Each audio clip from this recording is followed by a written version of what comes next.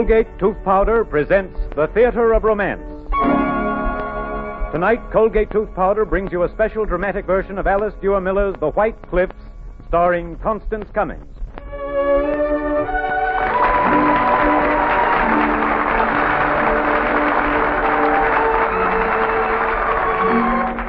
Tonight and every Tuesday night, Colgate Tooth Powder brings you The Theater of Romance with your favorite stars and your favorite stories and plays. Use Colgate Tooth Powder, keep smiling just right. Use it each morning and use it at night. One of the most notable stories to come from this war has been the late Alice Duer Miller's dramatic poem, The White Cliffs. It's our pleasure to bring it to you now in a dramatized adaptation by Jean Holloway, starring Constance Cummings as Susan, with Carl Swenson as John.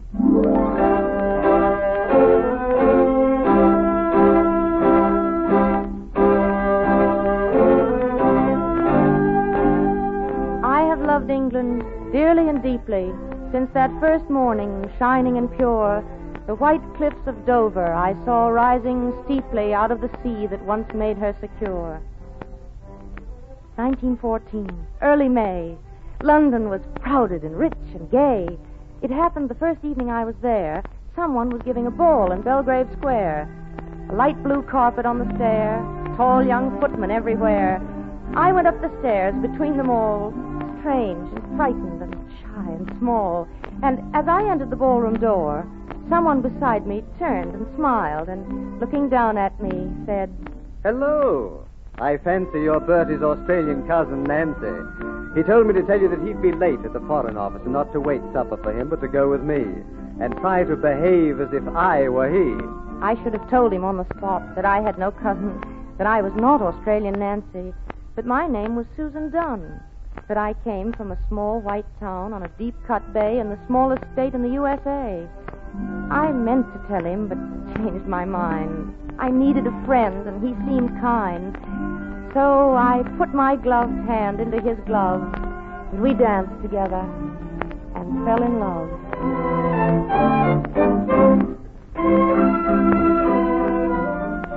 I've never danced so well with anyone before. I haven't either. Are you going to be in England long? A week. A week? Well, we shall have to crowd a lot into that. A week. I'm sorry to hear that. Why? Because I'll never be able to say all the things I want to say in a week. How long would you need to say all those things? I might need a lifetime.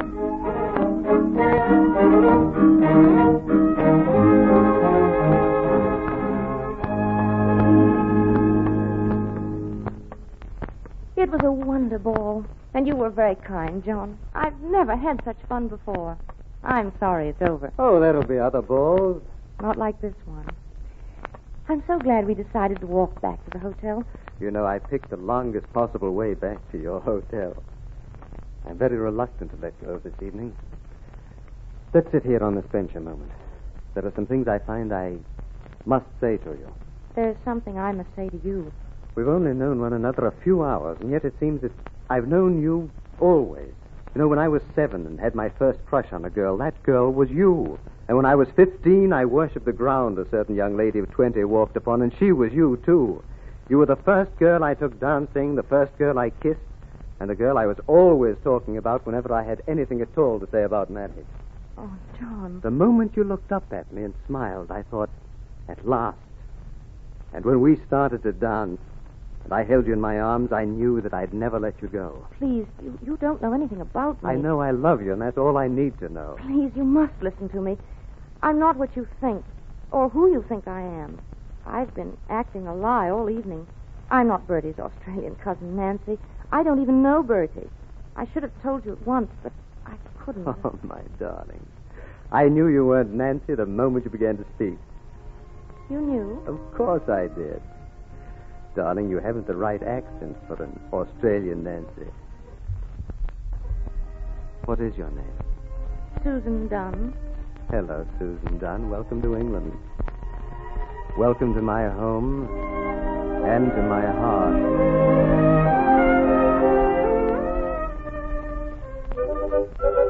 They showed me all London, Johnny and his friends. They took me to the country for long weekends. I never was so happy. I never had such fun. I stayed many weeks in England instead of just one. Susan, dear, this is my mother. Mother, this is Miss Dunn. How do you do, my dear? John has told us all so much about you. It's such a pleasure to have you visit us here in Devon. Thank you. It was so nice of you to ask me. Show Miss Dunn the house, John, if she'd care to see it. Oh, I'd love to see it. And I'd love to meet the family ghost. John told me all about him. I'm sure I've never seen him, but I did hear him once outside my door. It was the night John's father died.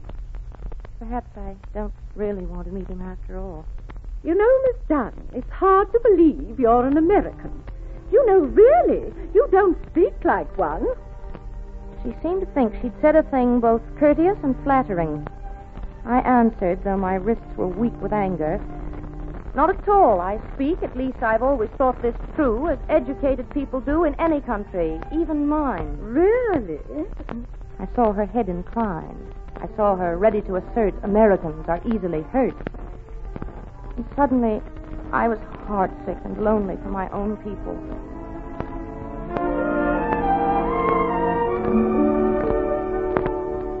John, dear, a letter just came in the post for you. Oh, thank you, Mother.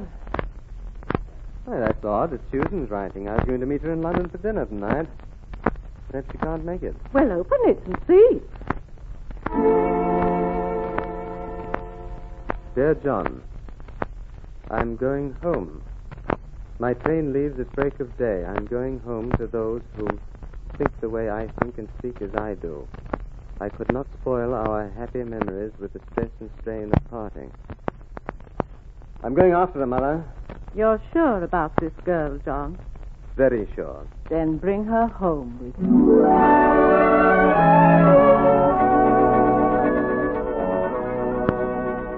The Southampton landing, porters neat and quick, and a young man standing, leaning on his stick. Oh, Susan, Susan, Susan, did you really think I'd ever let you go away? Oh, John, you shouldn't have come. Susan, do you love me? Love you? You don't have to ask me that. I never tried to hide it. Darling, it doesn't matter that you're from one country and I'm from another. All that matters is that at last we've found each other. Will you marry me, darling? Will you please marry me?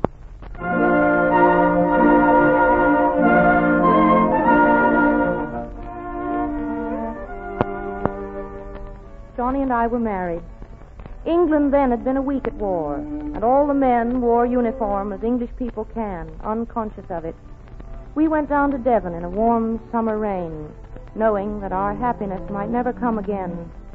I, not forgetting till death do us part, was outrageously happy, with death in my heart.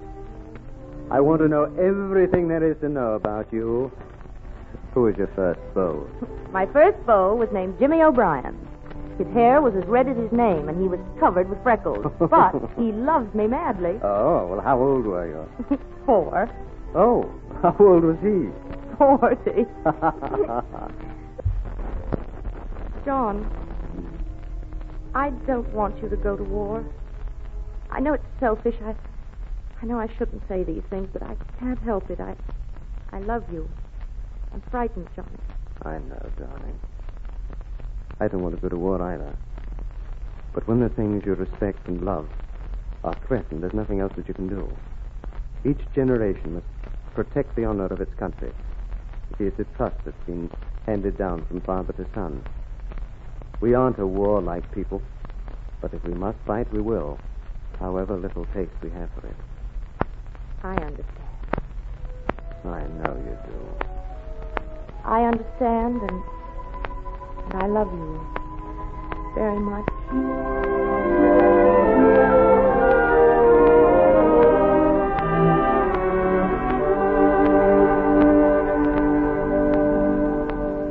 I settled down in Devon when Johnny went to France. Such a tame ending to a great romance. 2 lonely women with nothing much to do but get to know each other. She did, and I did, too. Susan, dear, those bandages must be rolled tighter. Better do them again. All of them? Oh, I'm afraid so. It's the regulation, you know. Oh, I've been working on them all day. I can't work on them anymore. I'm cold and tired and cross. It's colder in the trenches. I'm sorry. Of course it is. I'll do them over. I'll help you. No, you've enough to do. I'll try to have them finished by the time you're ready to go to the hospital. It isn't much of a world to be young in, my dear. I know that. But we have to do everything we can. Everything we can. I think I shall always remember until I die her face that day in December, when in a hospital ward together she and I were writing letters to the wounded men and dying, writing and crying over their wounds. Suddenly, looking up, I saw the old vicar moving like fate down the hospital ward until he stood still beside her where she sat at the bed. Dear friend, come home. I have tragic news. She looked straight at him without a spasm of fear, her face not stern nor masked. Is it Percy or John? The eldest, Percy. Percy. I'm needed here. I can't go until every letter is written. The dead must wait on the living. This is my work. I must stay. And she did. The whole long day.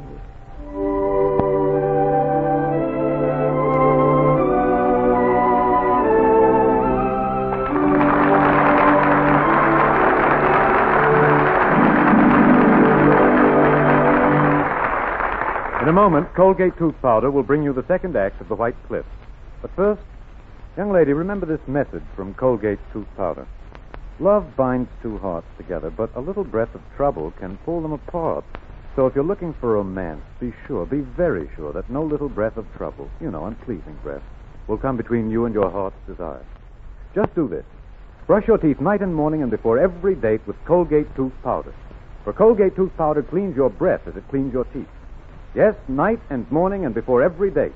Because scientific tests have definitely proved that in 7 cases out of 10, Colgate tooth powder instantly stops unpleasing breath that originates in the mouth.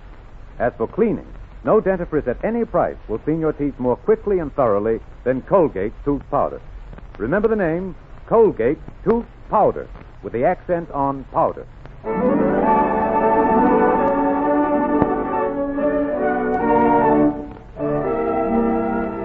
Colgate tooth powder brings you the second part of The White Cliffs, starring Constance Cummings.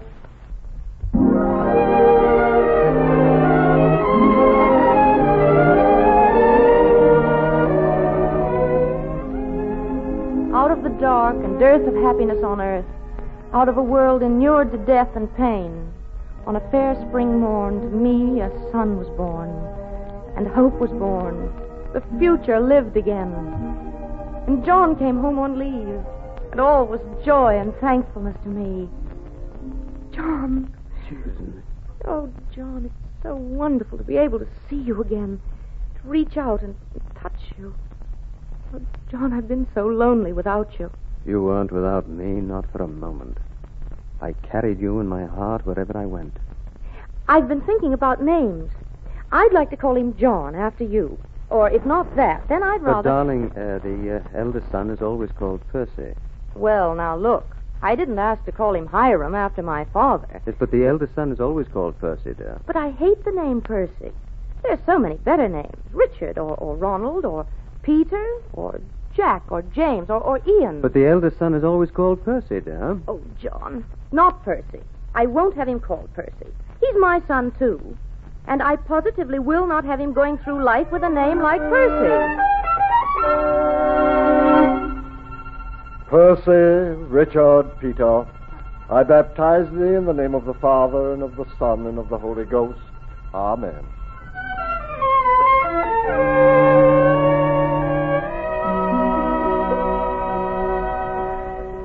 John went back to his company, and I could do nothing but ache and long that my country, peaceful, rich, and strong, would come and do battle for England's sake. And at last, like the dawn of a calm, fair day after a night of terror and storm, they came. My young, light-hearted countrymen, tall and gay, looking the world over in search of fun and fame. All the bands playing, over there, send the word to beware. And as the American flag went fluttering by, Englishmen uncovered, and I began to cry.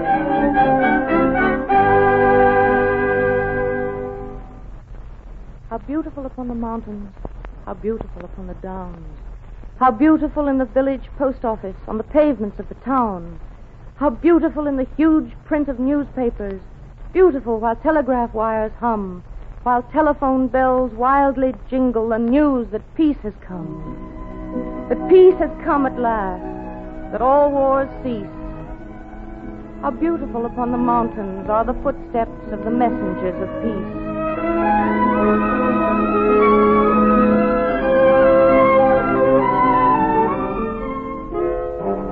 In the depths of the night, when the old house was sleeping, I, lying alone in a desolate bed, heard soft on the staircase a slow footstep creeping. The ear of the living, the step of the dead. In the depths of the night betwixt midnight and morning, a step drawing near on the old oaken floor. On the stair, in the gallery, the ghost that gives warning of death by that heartbreaking sigh at my door.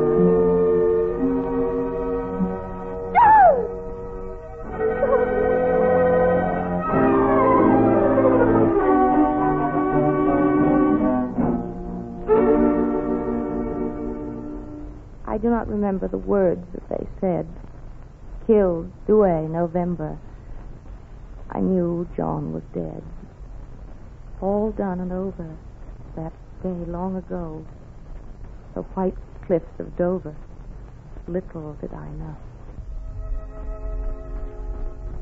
Nanny brought up my son as his father before him, teaching him to be civil and manly and cool in the face of danger. And then, before I knew it, the time came for him to go off to school. Will you hear my lesson, Mother? Of course, dear. 2 and 2 are 4. 3 and 3 are 5. No. Think again. 3 and 3 are 6. That's right. Now, 4 and 4? 4 and 4 are... John's own son, that blonde, bowed face, those clear, steady eyes. Hard to be certain that the dead don't rise. Jogging on his pony through the autumn day. Bad year for fruit, Mother, but good salt hay. Would you care to race me home? I'd love to race you home. Let's go.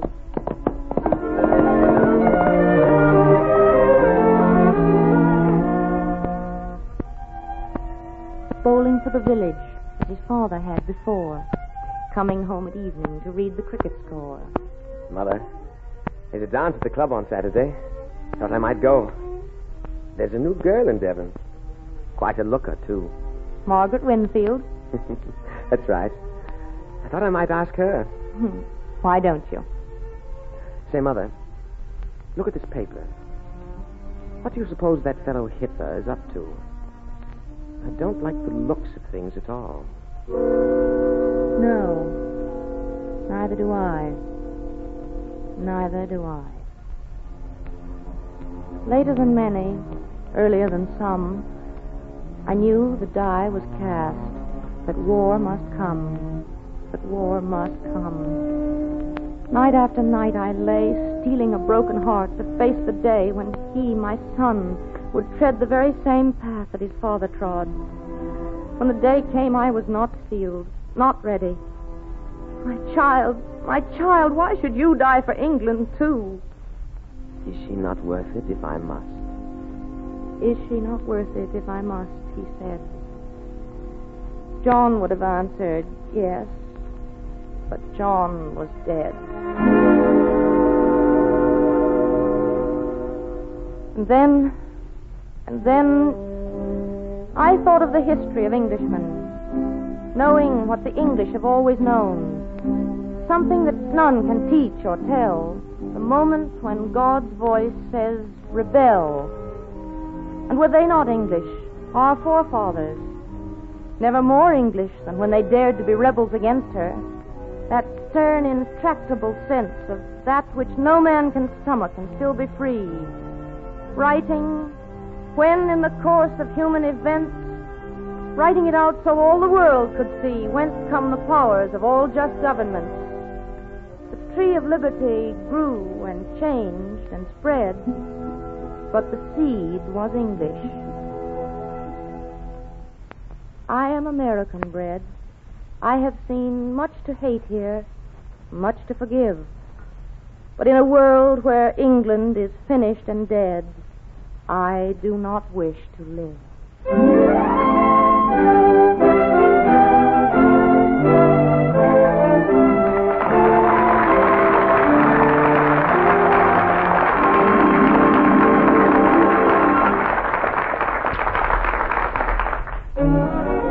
Use Colgate tooth powder, keep smiling just right. Use it each morning and use it at night to help you rate with every date. Use Colgate tooth powder. Young man, a word from Colgate tooth powder. That little breath of trouble, unpleasing breath, is an expensive liability. Expensive in dollars and cents. Because of unpleasing breath, you may miss out on a sale, a contract, a promotion, and you may never even suspect that your hoodoo is a little breath of trouble. So I'll tell you what. Brush your teeth night and morning and before every date with Colgate tooth powder. For Colgate tooth powder cleans your breath as it cleans your teeth. Scientific tests prove that Colgate tooth powder, in 7 cases out of 10, instantly stops unpleasing breath that originates in the mouth. Money can't buy a dentifrice that will clean your teeth better than Colgate tooth powder. Remember the name, Colgate tooth powder, with the accent on powder.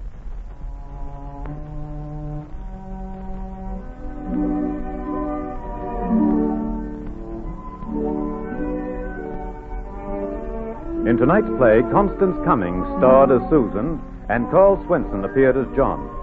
Alice Duer Miller's The White Cliffs was dramatized especially for this program by Jean Holloway.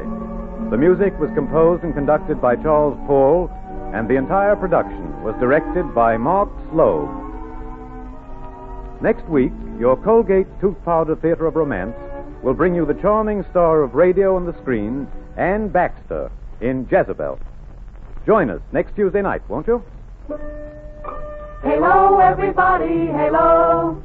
Halo is the shampoo that glorifies your hair, so halo, everybody, halo. Yes, use Halo shampoo if you want naturally bright and beautiful hair. For Halo contains no soap, therefore leaves no dulling film. The first time you use Halo, see how your hair sparkles and gleams with natural brilliance. How the deep, natural color looks brighter, glossier. Even in hardest water, Halo makes oceans of rich, fragrant lather. Halo quickly carries away loose dandruff and dirt. Needs no lemon or vinegar rinse. Say hello to Halo and goodbye to dulling soap film. Get Halo shampoo at any cosmetic counter. So halo, everybody, halo. Halo shampoo, halo.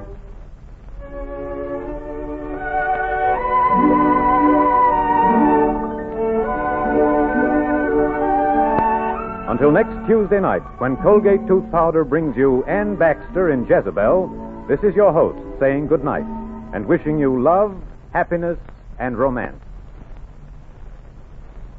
Ladies and gentlemen, victory over Japan is certain, but that victory will cost us dearly. In material, it calls for a colossal amount of ships, planes, tanks, arms, and supplies. To hasten the victory against Japan, every one of us is asked to buy a bigger share of extra bonds than we ever did before. Invest now in the 7th War Loan.